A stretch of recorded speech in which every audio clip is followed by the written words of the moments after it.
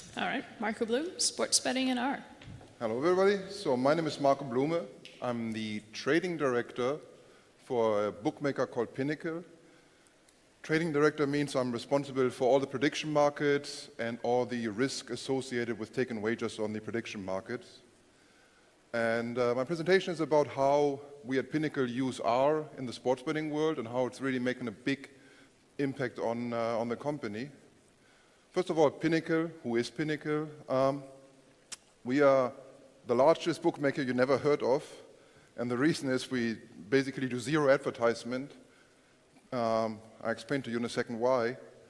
And we're in business for 20 years now, and I myself am in the company for 10 years. And we're very focused on risk management, data modeling, sports modeling. So we have a very different approach to what bookmaking is. We don't rely on advertisement. We're not a flashy company. We're not that. We're really like nitty-gritty. You know, our website is very bare bone. It's made for people to wager, and it's not made for people to be dazzled by our skills and web design. Why are we here? First of all, we are very big fans of the R universe, and sports betting in itself is one of the nicest problem to solve as a data scientist. You know, you have a rich data set, you have prediction markets, you can develop models that you can test in real life. You know, if your model is good, you can make money. If your model is bad, you lose money. So you get instant feedback, which is really nice. First, I want to talk quickly about how bookmakers work. You probably believe that most bookmakers, that most customers are just recreational bettors. On our side, most of our customers are automatic programs, bots, betting with us. Through an API. It's a highly competitive market. The common belief is that bookmakers don't take a risk. You know, they just try to leverage both sides and make a profit with their margin. The reality couldn't be further from the truth. We are in a high-frequency trading world. We are serving our customers large orders, and if the market moves because we don't process the information fast enough or not correctly, we have huge liabilities, so we take huge risk. Most bookmakers, most people think bookmakers always take a huge margin. In terms of, for us, we talk about maybe like 1.5% margin, which is not that much in the big context. People think bookmaking is a great, easy money job, but it's actually very hard modeling work and data science work for us. The differentiator for Pinnacle is, and we have a very unique business model, and I want to talk about the first 2 points. What we do is we actually welcome customers who are successful in betting, and I often call them my consultants. If somebody develops a great model that for baseball or for football, for the EPL, he will make money with us. He can use the model to bet with us and make money, and I can then use this information because I now have this information available. I can leverage it to adjust my prediction lines and increase the chance of me winning in the long run. The great thing about this is I'm always ready to take the next best consultants on. So if a new guy comes in who has a better model, he will take over. He will make more money than the prior model, thus generating more profits. Just the other consultant is phasing out for me. So this is kind of like, in a way, we are incorporating many different models into one model on our end by using our bettors as a resource. Most betting companies are focused on marketing and branding. We are very much focused on this approach. That is why we don't have enough money to do fancy stuff on the website. This also means that our margins are very low compared to the competitors. A typical European bookmaker will charge you 5 to 7%, maybe 10%. At Pinnacle, we charge you 1.5% and 2.5% margin. So there's a big difference in that. I'm going to show you our data science technology stack now. This is what we use every day. So we break it up in 3 different areas. The data blending and wrangling we do on AWS with the SQL Server, MongoDB. We have terabytes of data internally. We have terabytes of external data. And we use social media data. We use all kinds of external data to incorporate in our model. We have access to various live data feeds that come directly from the stadium.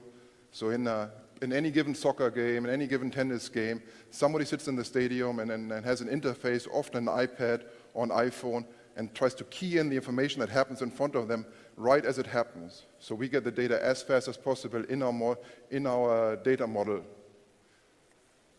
The modeling is broken up. We have various sports models. How does tennis work? How does basketball work?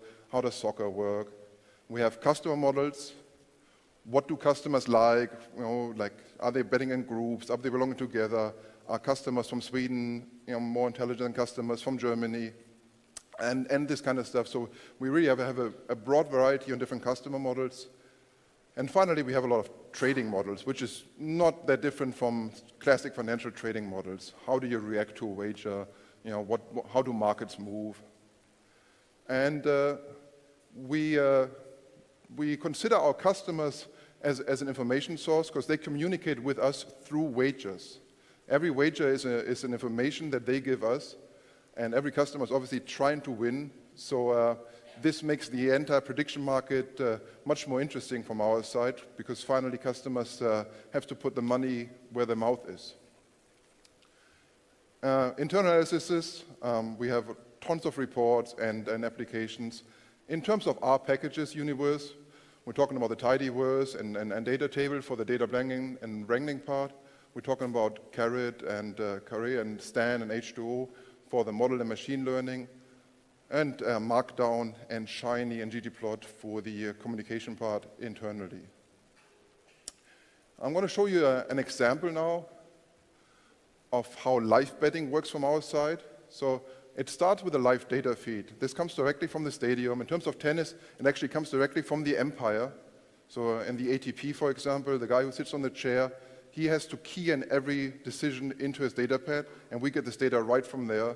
In terms of soccer, you have scouts sitting there. In terms of basketball, you also have scouts inside the stadiums who submit the data to us as fast as possible. This goes then into our model. This is a live betting scenario, so the game is in running, right? So it's not a pre-game scenario, so you can watch the game live on TV, and while the game is moving, we get live data and we update our odds. We have our wagers placed, which is somewhat of a Bayesian, if you think about it, like we have our belief, and then our customers disagree or agree with us, and so you continuously improve your belief about what the actually information is that you're getting. Those two feed into a trading algorithm that tries to evaluate it between what we believe from a pure model point of view the current game state is in terms of who's going to win and what our customers believe. We're trying to combine it then. There's also a huge external betting market, other bookmakers, for example, other exchanges. So we try to incorporate all the information available. And finally, this leads to an adjustment in the betting market for us. So this is a very typical example on how it works. While the game is in play live, so every second, every minute, there's new information coming up. The score could change, players can be swapped, red cards, yellow cards, you name it, right? The position of the ball on the field, how many dangerous attacks, is one team attacking? So this is all part of this stack. I put in an example for you, which is the presidential election, how it played out from our side. So here you see the changes in the prediction market over time. And the actually interesting thing is like how do the debates influence the prediction market? So we can clearly see that the second debate was very good for Hillary. The third debate was a wash. You can see that the FBI probe was very impactful. You know, it had a rather large drop of, I believe, like 5 to 8%. And some things that were blown up in the media as being very impactful and highly negative for the candidates actually turned out to not be very influential. Some things turned out to be very influential. So there's a whole lot of things going on. These are actually real prediction markets from us that customer wagered on. Probably on this market, over $1 million was placed in that time. So there's quite a lot of information going around in this. This is the actually the day of the election, the final hours. So this is live betting while the elections is now counted up. We offer wagering for our clients. So one thing, the quick takeaway here is that the prediction markets are way ahead of the coverage on CNN or any other media. We knew way before Trump was announced as the winner that Trump is going to win. The prediction markets are much faster than anything else, because they have so much information aggregation in these prediction markets.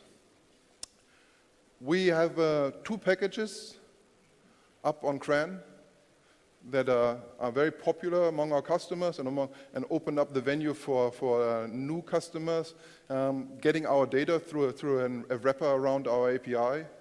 We have a package up called Odds Converter, which allows you to transfer odds, betting odds into probabilities. There's different kinds of betting odds, like American odds, decimal odds. So it's just a transfer mechanism. It's also very popular. We just released a new package. It is on CRAN already, which is called Pinnacle Data, where we put together all our odds for the entire Major League Baseball season 2016 with timestamps and everything. And it works great with the layman data set for the people who are into baseball modeling. In addition to that, we also have the entire US election data set available. So you can see at any time what the prediction markets were saying about what the chances are of Hillary or Trump to win. We plan to add more data, but we were waiting on the community to see if this is something that the community cares about. And if the community cares about it, we gladly add more data sets for researchers to experiment with it.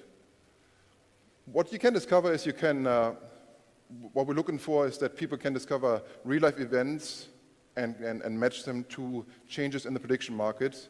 That's the interesting stuff. The same thing I showed you for the election markets. You can talk about baseball. What does it matter if a coach gets fired? What does it matter if the lineup is clear? So it's a really interesting data set to work with. You can use this to build your own betting model, because now you have a data set in the layman data set, for example, about all the statistics on baseball, and now you can backtest with prediction markets how your model would have fared in the 2016 season, and hopefully you build a profitable betting model. Last but not least, we're hiring data scientists. So if you are interested in working in a field where you have very rich data sets to work with, please send us an email. We welcome new recruits. We have a very thriving R community in our company, and would love to add more additional staff. I also have stickers available for all packages. So if you like stickers, just see me after the talk, and I'll be happy to hand you some stickers. This is the end.